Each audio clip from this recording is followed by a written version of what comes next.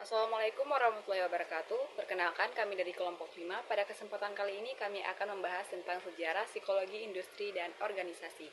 Nah, perkenalkan, nama saya Nurul Hafiza dengan NIM 220620038 dan di sini saya ditemani oleh dua rekan saya yang bernama Nama saya Rahmatilla dengan NIM 2206200045. Saya Ananda Nulisyahadah dengan NIM 2206200046.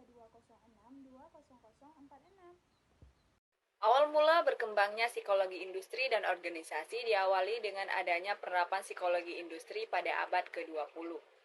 Nah, ada dua peristiwa penting yang dianggap sebagai awal mulanya psikologi industri.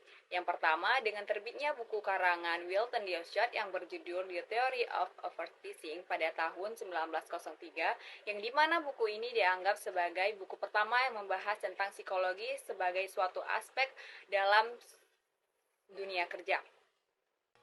Yang kedua, dengan terbitnya buku yang berjudul The Psychology of Industry Efficiency yang ditulis oleh Hugo Messerbeck pada tahun 1903. Psikologi industri pertama kali mendapat perhatian pada Perang Pertama, yang dimana pada saat itu banyak sekali calon tentara yang harus diseleksi untuk ditempatkan pada unit-unit yang sesuai dengan diri mereka. Nah, pada saat itu psikolog dilibatkan dalam tes tersebut, yang dimana tes yang digunakan saat itu adalah tes mental, yang dinamakan dengan tes Army Alpha dan Army Beta. Yang dimana Army Alpha digunakan untuk para tentara yang bisa membaca dan menulis, sedangkan Army Beta digunakan untuk calon tentara yang buta akan aksara. Nah, selanjutnya sejarah psikologi industri dan organisasi berkembang hingga terjadinya Perang Dunia Kedua. Nah, pada masa Perang Dunia Kedua, bidang pelatihan dan pengembangan menjadi perhatian utama, dikarenakan kurangnya tenaga kerjaan yang terampil yang menyebabkan perusahaan harus melatih lebih ekstra para pekerjanya dalam perusahaannya. Nah, pada masa ini pula diciptakan pula tes AZCT atau Army General Classification Test. Nah, guna tes ini untuk mengklarifikasi tentara pada tugas-tugas militernya. Pada tahun 1960-an, penerapan psikologi di bidang penjualan mulai mendapat perhatian yang khusus.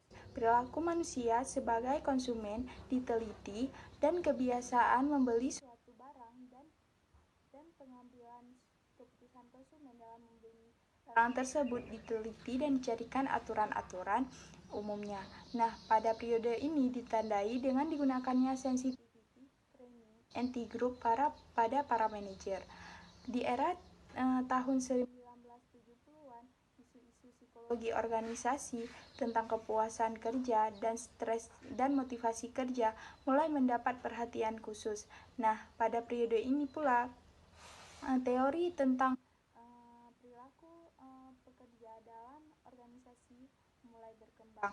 Terbit pula buku karangan B.F. Skinner, Freedom and Dignity, tahun 1971.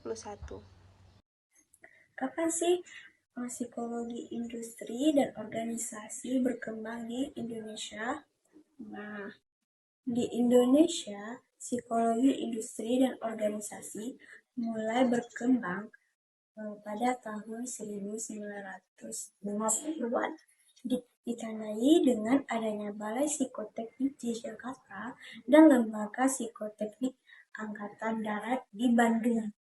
Balai dan lembaga ini terus berkembang sampai akhirnya pada tahun 1960 didirikanlah Fakultas Psikologi Universitas Indonesia dan pada tahun 1961 diresmikan Fakultas Psikologi Universitas Pajajaran. Pada tahun 1965 menyusul Universitas Gadjah Mada mendirikan Fakultas Psikologi. Sampai saat ini sudah lebih dari 30 fakultas psikologi tersebar di perguruan tinggi negeri dan swasta.